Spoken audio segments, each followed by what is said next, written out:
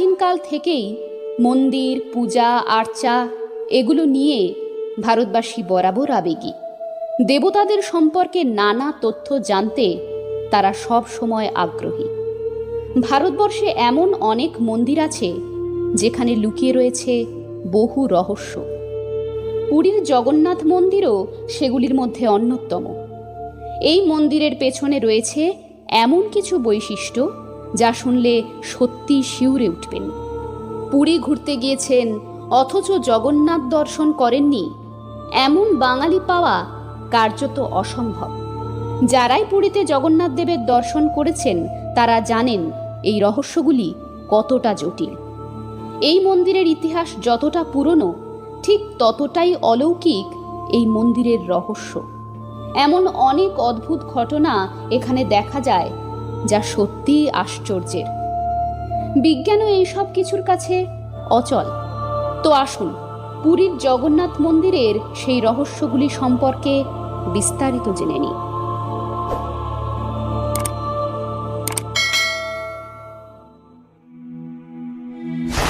কথিত আছে পুরীর জগন্নাথ মন্দিরে নাকি ভগবান শ্রীকৃষ্ণের মৃত্যুর রহস্য লুকিয়ে রয়েছে।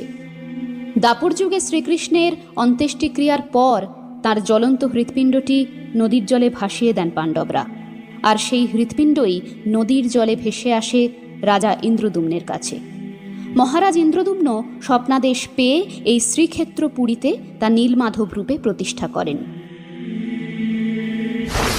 পুরীর মন্দিরের চূড়ায় যে পতাকা রয়েছে তা সর্বদাই হাওয়ার বিপরীত দিকে উঠতে থাকে। এই ঘটনার বৈজ্ঞানিক ব্যাখ্যা আজও পাওয়া যায়নি। সেখানে এমন কোন রহস্যময় ব্যাপার রয়েছে যে এভাবে পতাকাটি স্বাভাবিকের থেকে অন্যরকম আচরণ করে? পুরীর মন্দিরের উপরের সুদর্শন চক্রের ওজন 20 কেজি। পুরী শহরের যে কোনো জায়গা থেকে এই চক্রকে দেখা যায়। আড়াল আবডাল কাটিয়ে পুরীর যে কোনো প্রান্ত থেকেই তা দেখা যায়, এবং যেদিক থেকেই দেখুন না কেন সবসময় মনে হবে চক্রটির সামনের দিকটিই দেখছেন। পৃথিবীর যে কোনো প্রান্তে আপনি যে মন্দিরেই যাবেন দেখবেন অনেক পাখির আনাগোনা, কিন্তু পুরীর মন্দিরের উপর দিয়ে আজ পর্যন্ত কোনো পাখি উঠতে দেখা যায়নি। এমনকি মন্দিরের ওপর দিয়ে যায়নি কোনো বিমান। অনেকেই মনে করেন জগতের নাথ জগন্নাথের উপরে কেউ নেই। সেই বার্তাই দিচ্ছে এই মন্দির বছরের পর বছর। জগন্নাথ মন্দিরের মোট 4টি দরজা রয়েছে। তার মধ্যে অন্যতম হল সিংহদ্বার। এই সিংহদ্বারের আগে পর্যন্ত সমুদ্রের গর্জনের শব্দ শোনা যায়, কিন্তু তারপর সিংহদ্বারের একটি সিঁড়ি পেরোলেই সেই শব্দ আর শোনা যায় না। এমনকি এত বড় মন্দিরের কোনো স্থান থেকেই এত কাছে থাকা সমুদ্রের কোনো শব্দই শোনা যায় না। পুরীর জগন্নাথ মন্দিরটি এমনভাবেই তৈরি যে এর ছায়া জমিকে স্পর্শ করে না। সকাল থেকে সন্ধে অবধি কখনোই আপনি এই ছায়া দেখতে পাবেন না। এমনটা আপনি নিজে গেলেও প্রমাণ পাবেন। এটাই নাকি প্রভুর মায়া। কেন এমন ঘটনা ঘটে তা নিয়ে বাস্তুকারদের মধ্যে বহু বিতর্ক চলছে যুগ যুগ ধরে। বিশ্বের যে কোনো জায়গায় সকালে সমুদ্র থেকে হাওয়া আসে তীরের দিকে, আর বিকেলের দিকে উপকূল থেকে সমুদ্রের দিকে হাওয়া যায়।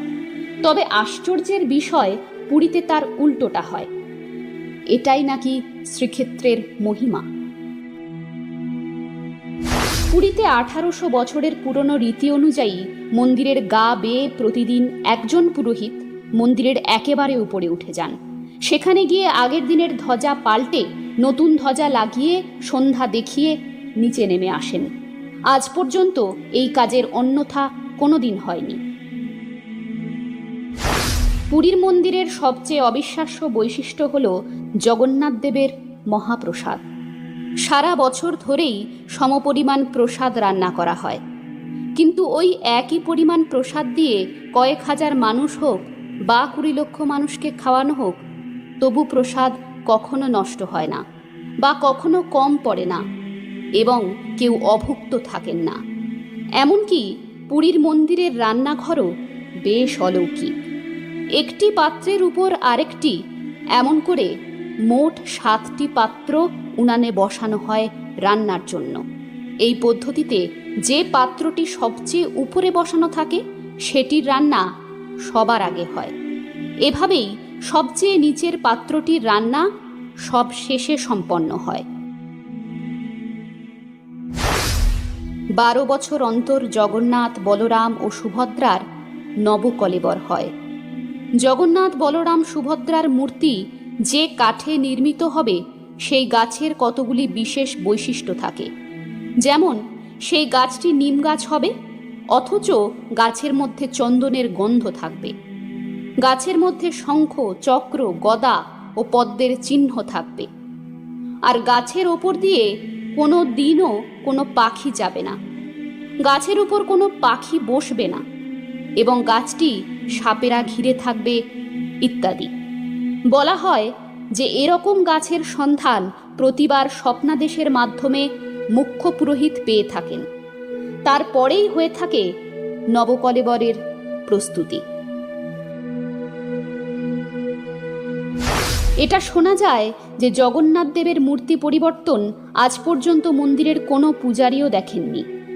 যখন এই মূর্তি বদলানো হয়, পূজারীদের চোখে কাপড় বেঁধে রাখেন এবং তার 2 হাতও কাপড় দিয়ে বাঁধা থাকে। তাতে কেউ এটি দেখতেও পান না এবং মূর্তিটি স্পর্শও করতে পারেন না। পূজারীরা বলেন এটি খুবই আশ্চর্যজনক একটি মুহূর্ত। এই সময় যদি কেউ ওই কক্ষে প্রবেশ করেন তাহলে তার মৃত্যুও হতে পারে। পুরীর জগন্নাথ মন্দিরের শেষ রহস্যটি হল গুপ্তধনের চাবির রহস্য। এই মন্দিরের বার্ষিক আয় প্রায় 50 কোটির কাছাকাছি, যেখানে মন্দিরের সম্পত্তি প্রায় 250 কোটি। অনেকের মতে মন্দিরের গুপ্তধনের পরিমাণ এর থেকেও বেশি। স্থানীয় লোকজনের মতে মন্দিরের উচ্চতা যতটা, ঠিক ততটাই এই মন্দিরের গুপ্তধনের পরিমাণ, যা অর্থ ও জহরতে পরিপূর্ণ। জগন্নাথ নমো নমঃ, শ্রী জগন্নাথ নমো নমঃ, জয় জগন্নাথ। এই তো ছিল আজকের ভিডিওটি কেমন লাগলো কমেন্টে অবশ্যই জানাবেন এবং লাইক শেয়ার করতে ভুলবেন না। আর পরবর্তী ভিডিওর আপডেট পাওয়ার জন্য অবশ্যই আমাদের চ্যানেলটি সাবস্ক্রাইব করে পাশের নোটিফিকেশন বেলটি অন করে রাখুন। ধন্যবাদ।